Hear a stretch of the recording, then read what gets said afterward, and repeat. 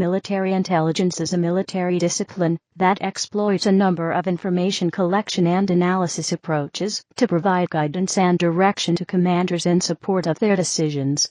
This is achieved by providing an assessment of available data from a wide range of sources, directed towards the commander's mission requirements, or responding to focus questions as part of the operational or campaign planning activity. In order to provide an informed analysis, the commander's information requirements are first identified.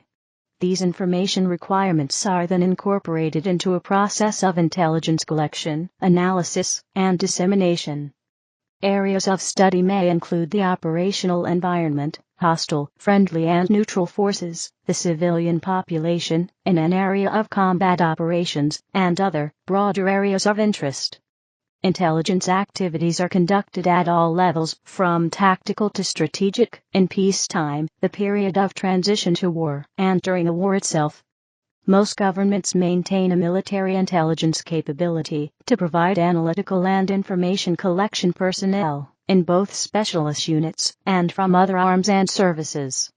The military intelligence capabilities will interact with civilian intelligence capabilities to inform the spectrum of political and military activities. Personnel selected for intelligence duties may be selected for their analytical abilities and personal intelligence before receiving formal training. Levels of intelligence. Military intelligence diagram of defense positions during the Battle of Okinawa, 1945.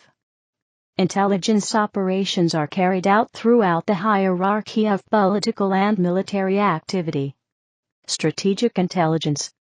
Strategic intelligence is concerned with broad issues such as economics, political assessments, military capabilities, and intentions of foreign nations, and, increasingly, non-state actors.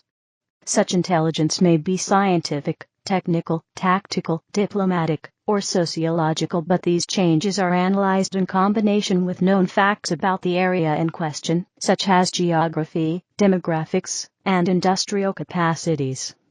Operational intelligence. Operational intelligence is focused on support to an expeditionary force commander, and will be attached to the formation headquarters. Tactical intelligence. Tactical intelligence is focused on support to operations at the tactical level, and would be attached to the battle group. At the tactical level, briefings are delivered to patrols on current threats and collection priorities. These patrols are then debriefed to elicit information for analysis and communication through the reporting chain. Intelligence tasking. Intelligence should respond to the needs of the commander, based on the military objective, and the outline plans for the operation.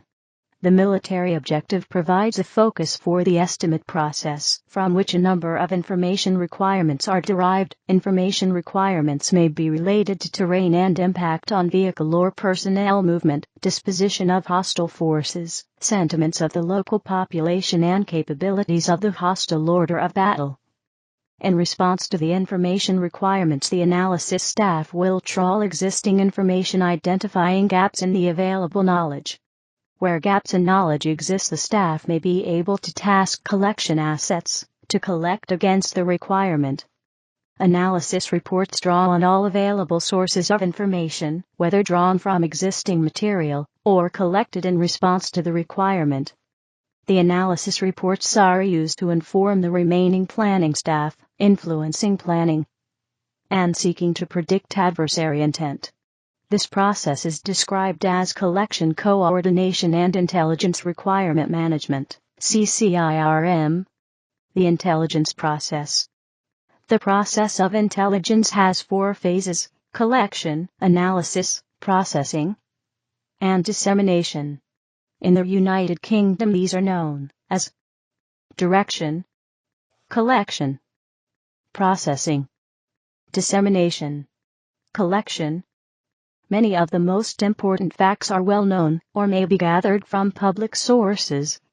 This form of information collection is known as open source intelligence. For example, the population, ethnic makeup and main industries of a region are extremely important to military commanders, and this information is usually public. It is, however, imperative that the collector of information understands that what he collected is information and does not become intelligence until after an analyst has evaluated and verified this information. Collection of read materials, composition of units or elements, disposition of the same, strength, training, tactics, personalities, leaders of these units and elements contribute to the overall intelligence value after careful analysis. The tonnage and basic weaponry of most capital ships and aircraft are also public, and their speeds and ranges can often be reasonably estimated by experts, often just from photographs. Ordinary facts like the lunar phase on particular days, or the ballistic range of common military weapons are also very valuable to planning, and are habitually collected in an intelligence library. A great deal of useful intelligence can be gathered from photo interpretation of detailed high-altitude pictures of a country. Photo interpreters generally maintain catalogs of munitions factories, military bases, and crate designs in order to interpret munition shipments and inventories. Most intelligence services maintain or support groups whose only purpose is to keep maps. Since maps also have valuable civilian uses, these agencies are often publicly associated or identified as other parts of the government. Some historic counterintelligence services, especially in Russia and China, have intentionally banned or placed disinformation in public maps. Good intelligence can identify this disinformation. It is commonplace for the intelligence services of large countries to read every published journal of the nations in which it is interested, and the main newspapers and journals of every nation. This is a basic source of intelligence. It is also common for diplomatic and journalistic personnel to have a secondary goal of collecting military intelligence. For Western democracies, it is extremely rare for journalists to be paid by an official intelligence service, but they may still patriotically pass on tidbits of information they gather as they carry on their legitimate business. Also, much public information in a nation may be unavailable from outside the country. This is why most intelligence services attach members to foreign service offices. Some industrialized nations also eavesdrop continuously on the entire radio spectrum, interpreting it in real time.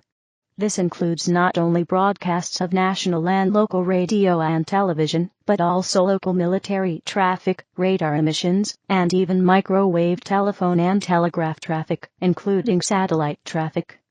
The U.S. in particular is known to maintain satellites able to intercept cell phone and pager traffic, usually referred to as the echelon system. Analysis of bulk traffic is normally performed by complex computer programs that parse natural language and phone numbers looking for threatening conversations and correspondence. In some extraordinary cases, undersea or land-based cables have been tapped as well. More exotic secret information, such as encryption keys, diplomatic message traffic, policy, and orders of battle are usually restricted to analysts on a need-to-know basis, in order to protect the sources and methods from foreign traffic analysis. Analysis consists of assessment of an adversary's capabilities and vulnerabilities. In a real sense, these are threats and opportunities. Analysts generally look for the least offended, or most fragile resource that is necessary for important military capabilities. These are then flagged as critical vulnerabilities. For example, in modern mechanized warfare, the logistic train for military units' fuel supply is often the most vulnerable part of a nation's order of battle. Human intelligence, gathered by spies, is usually carefully tested against unrelated sources. It is notoriously prone to inaccuracy. In some cases, sources will just make up imaginative stories for pay, or they may try to settle grudges by identifying personal enemies as enemies of the state that is paying for the intelligence. However, human intelligence is often the only form that provides information about an opponent's intentions and rationales, and it is therefore often uniquely valuable to successful negotiation of diplomatic solutions. In some intelligence organizations, analysis follows a procedure, screening general media and sources to locate items or groups of interest, and then systematically assessing their location, capabilities, inputs, and environment for vulnerabilities, using a continuously updated list of typical vulnerabilities. Packaging.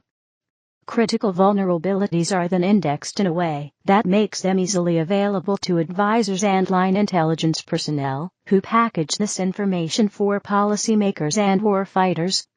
Vulnerabilities are usually indexed by the nation and military unit, with a list of possible attack methods. Critical threats are usually maintained in a prioritized file, with important enemy capabilities analyzed on a schedule set by an estimate of the enemy's preparation time. For example, nuclear threats between the USSR and the US were analyzed in real time by continuously on-duty staffs. In contrast, analysis of tank or army deployments are usually triggered by accumulations of fuel and munitions, which are monitored on slower, every few days cycles. In some cases, automated analysis is performed in real time on automated data traffic. Packaging threats and vulnerabilities for decision makers is a crucial part of military intelligence. A good intelligence officer will stay very close to the policymaker or warfighter to anticipate their information requirements and tailor the information needed. A good intelligence officer will ask a fairly large number of questions in order to help anticipate needs, perhaps even to the point of annoying the principal. For an important policymaker, the intelligence officer will have a staff to which research projects can be assigned. Developing a plan of attack is not the responsibility of intelligence, though it helps an analyst to know the capabilities of common types of military units. Generally, policymakers are presented with a list of threats and opportunities. They approve some basic action, and then professional military personnel plan the detailed act and carry it out. Once hostilities begin, target selection often moves into the upper end of the military chain of command. Once ready stocks of weapons and fuel are depleted, logistic concerns are often exported to civilian policymakers. Dissemination. The processed intelligence information is disseminated through database systems, intel bulletins, and briefings to the different decision makers. The bulletins could also include consequently resulting information requirements, and thus conclude the intelligence cycle.